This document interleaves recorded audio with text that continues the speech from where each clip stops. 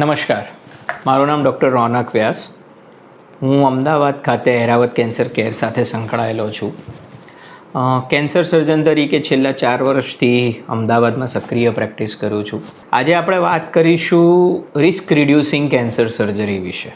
ઘણા ડૉક્ટરોને પેશન્ટો પૂછતા હોય છે કે સાહેબ એવી કોઈ સર્જરી નથી કે આપણને કેન્સર જ ના થાય, કેન્સર થતાં પહેલાં જ એને અટકાવી દઈએ, અથવા તો એવા કયા લક્ષણો ધ્યાન રાખવાની, એવું તો શું હોય તો એ અંગ જ કાઢી નાખીએ તો કેન્સર મટી જાય.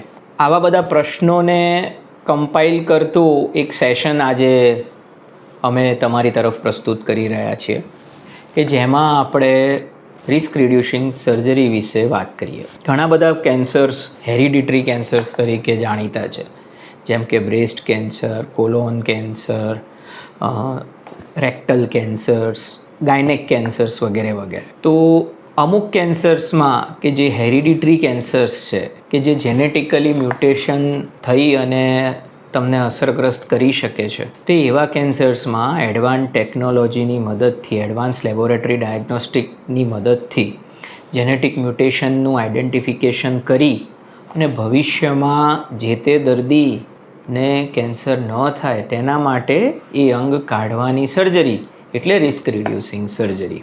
અત્યારે હાલના cancer surgical science, preventive oncology અને રિસ્ક રિડ્યુસિંગ સર્જરી એ બહુ મોટા પાયે આપણે આગળ પ્રેક્ટિસ કરી રહ્યા છે.